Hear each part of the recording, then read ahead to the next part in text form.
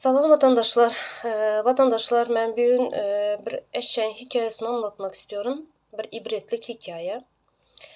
Bu hikaye 4-5 asır bundan ön yazılan bir vezir tarafından, akıldar bir vezir tarafından, Nizami Mülk tarafından yazılan siyasetname deyen kitap. Şu hikaye başlamadan önce ben size şu kitabı özetleyip geçmek isteyen.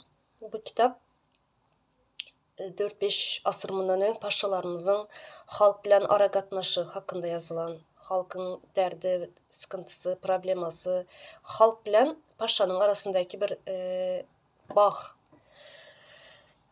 Şu hakta yazılan kitap. Hikayeni başlasam, hikaye bir eşek hakkında. Bir paşa bolan. Paşayam Karı Paşa dünyadan geçtikten sonra oğlunu koyupdular bunun taxtına. Oğluyam taxta oturmadan ön ben taxta oturmadan önden atamın eden yanlışlarını qaytalamak istemeyenden şunun için şuları doğrulap son taxta oturtmak isteyenden. Bu atasının eden yanlışları hem näme yanlış, halk bilen hiç ilgilenmeyen, halk bilen işi bolmayan, halkın näme probleması bar, näme sıkıntı, derdi bar hiç ilgilenmepdi atası ve oğluyam ben şuları düzeltýän dep taxta oturan. Soň bu normalne paşalıklarda bir köşkler bolýar, häziram bar oňun ýaly köşkler. Köşklerde kapısının önüne cancağız koyan. Näme diýerler? Kolakolçik. Şu kimin näme halkın näme probleması, sıkıntısı bolsa şu cancağıza uran wagty bunun dogry köşkünde bunun paşanın odasına sesi eşdilýärmiş ve paşanın özü bu vatandaşını çağırıp näme derdi, näme probleması bolsa özü eşdip, özü çözýärmişler ikisi. Şonuň üçin şuňaly bir ýöntem koyan. Son günler geçen her probleması bolan, sıkıntısı bolan vatandaşlar derdini anladı. Bu cancağıza urup girip paşa derdini anlatıp başlayan. Son bir gün bir hovanın ıssy günü, yaz günü cancağız urulan son kapıda duran bekçiler çıkıp garaýarmış, hiç kim yok. Sadece bir eşek geçip nämeni kolakolçyda cancağız urýarmış. Hiç kim yok dep kapıdan giripdiler ýene. Son ýene ikinci gün ýene kapı çalınýarmış.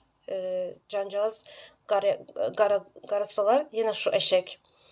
Bir 3-4 gün gaýtalanan soň paşa bekçiler çağırıp näme bu cancağız urulýar her gün ama siz bana hiç kim getirmeýäňiz.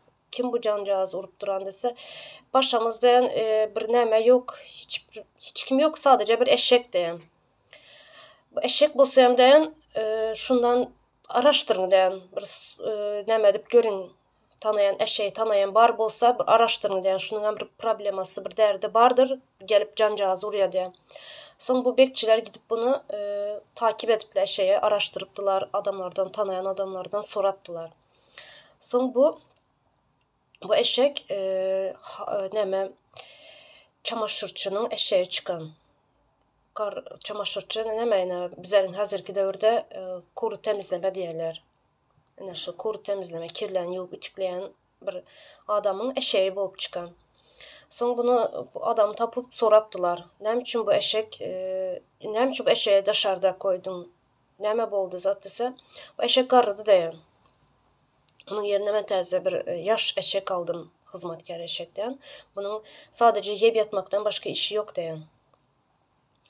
Soň bular bekçiler gidip bunu paşa aýdypdylar. Paşam şu çamaşırçyny getirip ýanyna näme dipdi? Ceza beren.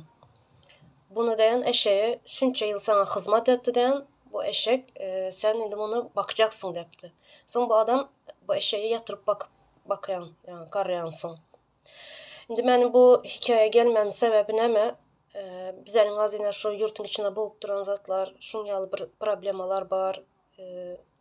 Bir sürü problemalarımız bar da bu şu halk, Türkmenistan içindeki halk, içindeki bolsun da şundaki bolsun, şu eşekçelem yok mu? Şu eşek bir özünün problemasyny, özünün derdini anlatyp bilen, hereketi bilen. Bizlerin halkın şu şu eşekçe bolup bilmeyem dep men şu bütün gün şunu düşündüm de şu hikayeni aytıp berin dedim size. Meni gaty gynandyrýar. Şu eşekçe bolup bilmeyemizmi bizler?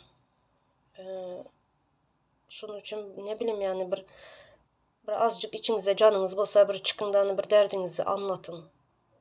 Hakyňyzy soraň. Hakyňyzy soraň, şu eşek hakyny sorap bilen, значит bizler hem sorap bilýäs hakyňyzy.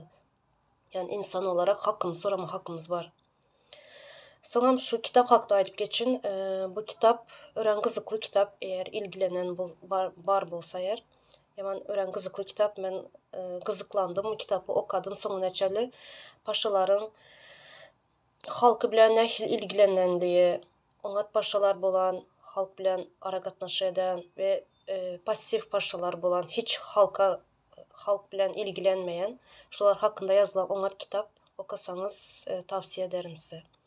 Köp sag bolun vatandaşlar, meni dinläniňiz üçin.